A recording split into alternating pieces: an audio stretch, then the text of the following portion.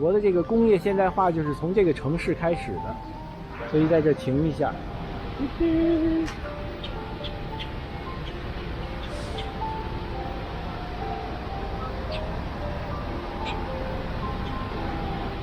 这个是1793年盖的，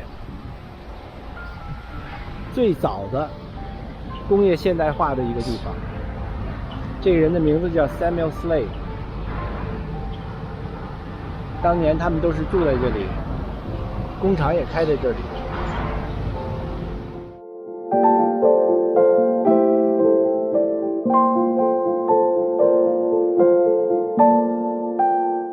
再到这个水边上看一下。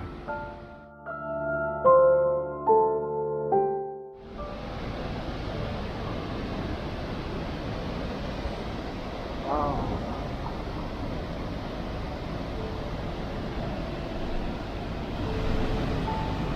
水还是蛮清的。这个趟也有很多的黑水。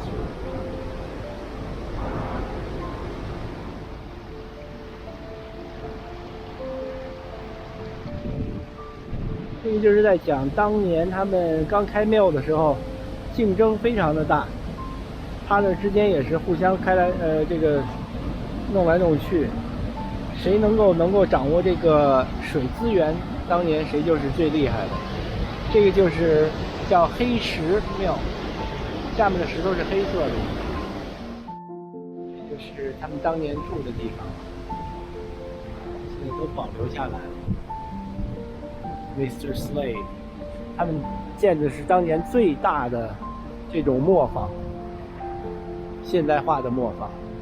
1811年的这个是，这位先生就是，哦，这是 another person，David Wilkinson。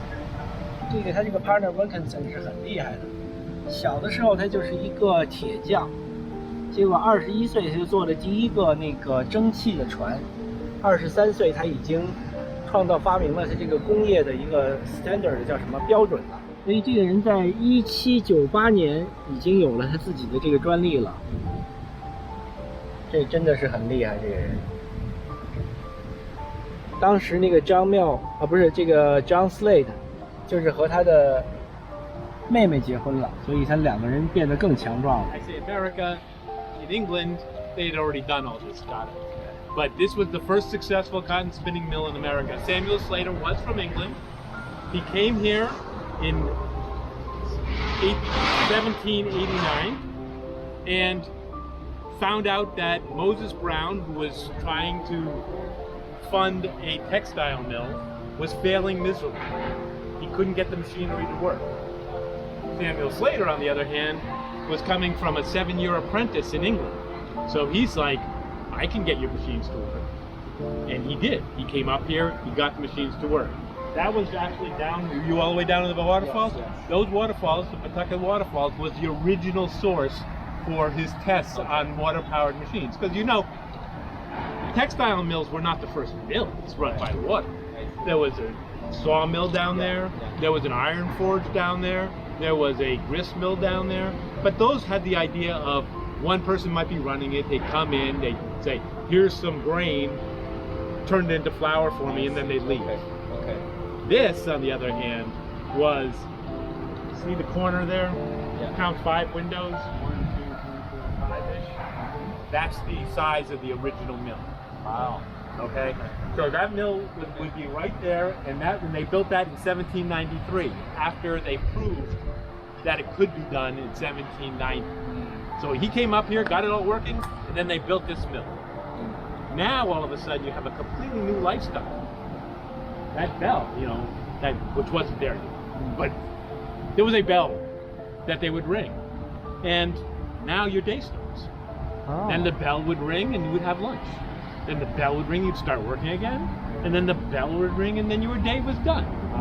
You didn't make something because somebody came in and said, I need this right now. You just made thread all the time. Okay. And then eventually that thread would be used for making cloth.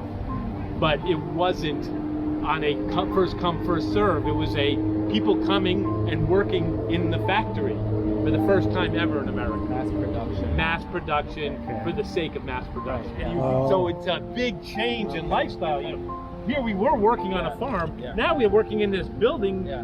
with neighbors Yeah. in a mill village Yes. and all this kind of weird, whole new lifestyle. Yeah. Lowell didn't do that. Lowell left the families out in the agrarian world and just imported, if you want to call it that, the young women around age 12 to 20. And they lived dormitory style in Lowell, and they did all the work in the mill. Okay. And then sent the money back to their parents. Okay. And so most of the family units stayed the same in the Lowell area. But down here in Rhode Island, you will see, if you went from here, this was already a city.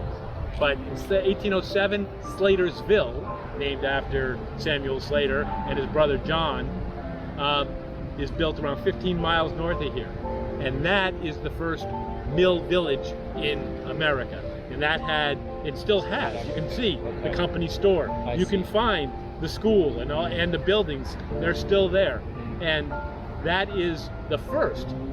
But then you go around the Blackstone River and go up this, and you just see mill village after mill village after mill village. And they go range from, in 1807, this old wooden mill village world, up to 1860s, where you have these huge brick buildings and huge mills, and now all condominiums and breweries and all this other kind of stuff.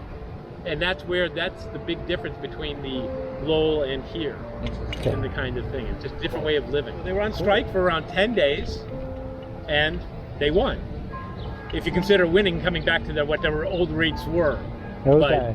But they did definitely win. Very cool. Very cool. Great. What happened to the white mill? The white mill burnt down. They had all of this working in England back then. England, real industrial revolution that was happening back there. That's right. I mean, that's what I'm saying. When I say Samuel Slater was an innovator, in that he took that, he wanted to do this in England. It wasn't like he wanted to come to America.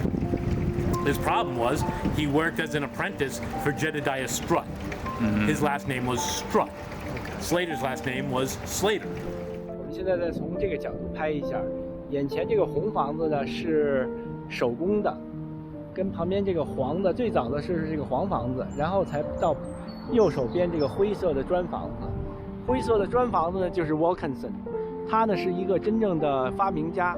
这个黄色的房子呢，实际上是一个偷窃者是吧？应该叫 trader。